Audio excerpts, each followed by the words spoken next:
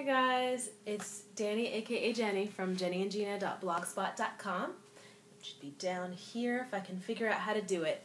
And today is Thursday, June 28th, I think, of 2012. And welcome back. Thanks for staying with me. I'm sorry I missed last week. Things are getting kind of nuts around here. So, yeah, it's just kind of nuts. But here I am again. I'm recording a little bit later than usual today because I was out and about during the day today. But, anyway, here we go. So let's start with what I've been knitting the last 2 weeks. So, actually, let's start with what I've been spinning. I didn't do any spinning in the last week, but the week before, I went to a spin night with some very lovely people. It was a fun time, and I worked on my Three Waters Farms fiber in the burnt orange colorway, and this is all I have left. This is all of it. So I got a lot done that night, and I have not touched it since. Excuse me. Oh. Yeah, so it was not this past Tuesday, but the Tuesday before, I spun, most of it. And there was just this little bit left, and I was hoping I would finish it by this week, and I have not. And now I'm thinking of Andy applying it, and I just hate doing that. I hate doing that. I like the idea of it, but it keeps getting tangled when I'm applying. And maybe it's because the yarn is so fine, or maybe it's because there's kind of too much, or I don't really know, but it always gets tangled, and so it's kind of a pain in the butt now. But I'll probably do that anyway with this one, and then the next one maybe I'll try splitting it into two vertically this way, and seeing if I can get two semi-equal plies instead of doing it this way, instead of doing an Andean ply. The only thing I don't like about doing two ply with two separate plies is that it's really hard to anticipate how long each ply is going to be. And so you end up getting kind of extras. And I guess what I'll do is just fold the end back halfway and just let it ply onto itself. I'll try that out and see how it goes and let you know. Anyway, that's that. Perhaps I will finish it this weekend. I'll let you know a little bit more about what's going on this weekend at the end. So that's all that I've been spinning. There's I was kind of excited. I'd gotten excited about a couple of weeks ago about a project that came up on Ravelry called the Dough Deck Spinning Wheel. A lovely gentleman had created a spinning wheel out of very minimal pieces, not a whole lot of put together, really not a whole lot of parts and not a whole lot of prep in order to put it together. The only thing is you need to make a certain cut that can't be made at a hardware store, and I don't have the the tools to make the cut myself, and apparently no one nearby has the tools either, but there may be someone on the Ravelry group who can do it, so I'll put the thread down here so that you guys can see what I'm talking about. But it's a really cost-effective way to have a spinning wheel, and I would really like to have one. I mean, I thought it would be a really cool thing to try since it's really, really, really inexpensive, under $20 to make the whole thing. So it's something that I really want to try if someone can get the pieces together. All right, so what I've been knitting, I'm trying to make sure I have everything that I've been knitting this week with me. So I've been making a couple more accessories to put on Etsy, and I've taken some pictures that will go up this evening after I finish the video. So I've made, this is a braided I-cord extra chunky. It's a really chunky necklace, and it's really soft, and it's warm. It's not too warm to wear. It's, everything is too warm to wear in the summer in the South, but it's not too warm for like spring or fall. And definitely it's a fun accessory for winter. And you can even double it up and wear it tight around your neck, or you can wear it as a single cowl. as kind of a necklace or a cowl kind of accessory. And it's really simple. It's just tied in the back. And I'm really enjoying making these. I have a lot of this yarn. Anyway, I have a lot of this yarn.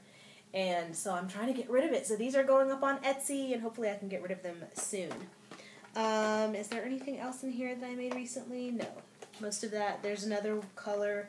This one is it's coming up pretty, well, it's coming up more vibrant green. This is a more muted green that it's coming up, but you get kind of the mottled colors as it is on the yarn.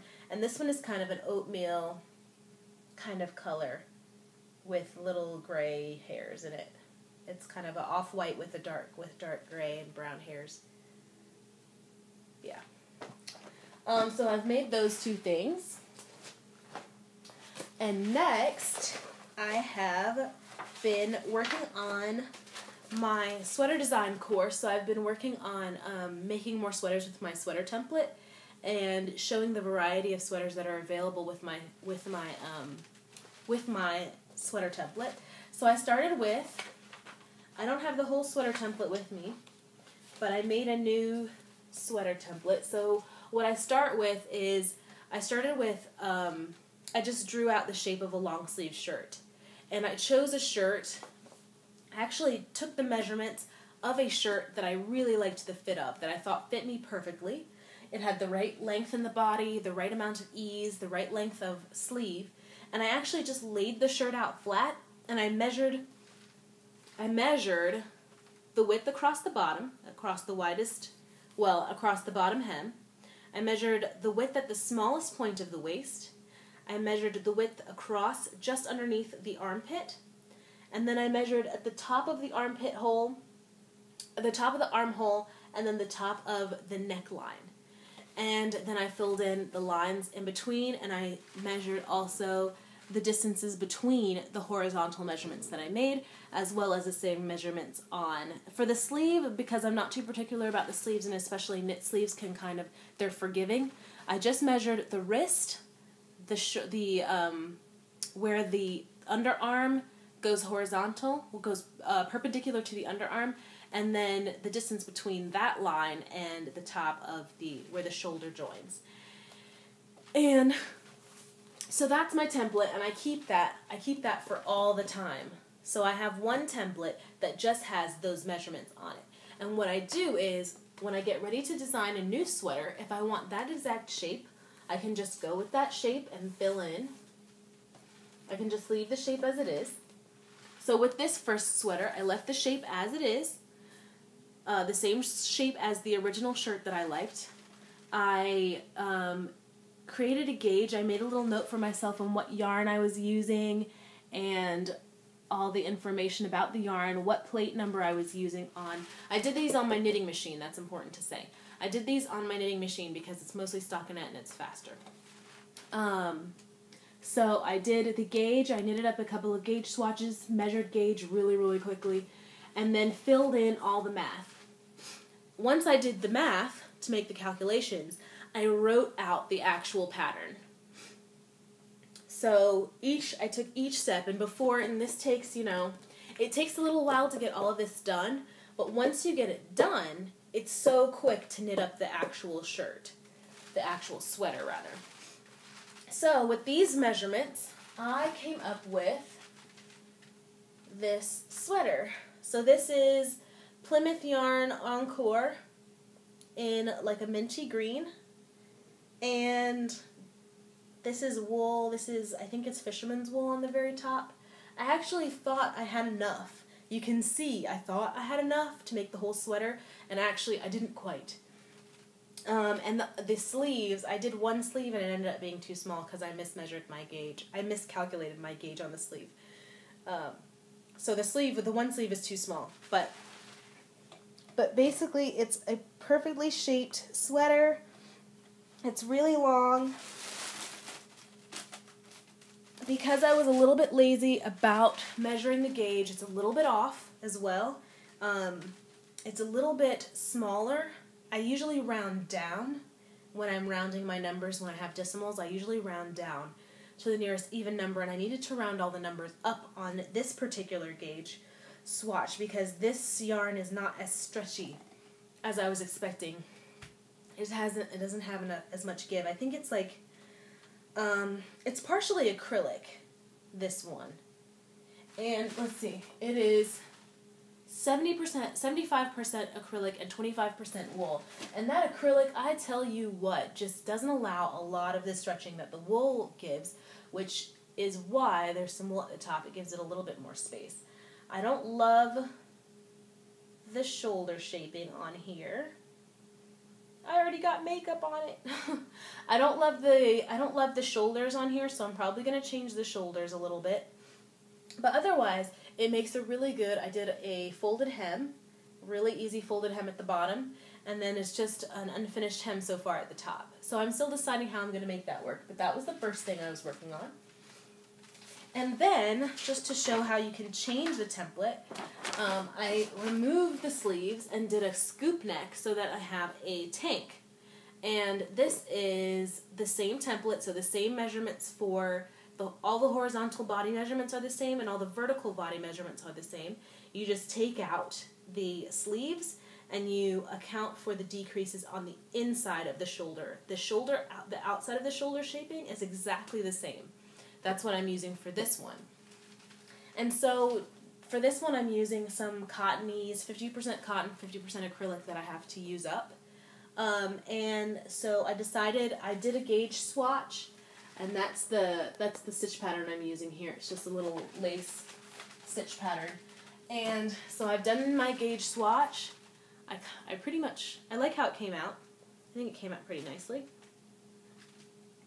And I have measured it, and I have done all of my measurements and written up the pattern already. And tomorrow I'll be actually knitting the sweater. So that's what I've been doing. That's what I've been knitting and spinning. Other things going on this weekend. I'm really excited. I'm going to a doula workshop. So I can go ahead and, so I can continue getting my doula certification. I'm not sure if I mentioned that before.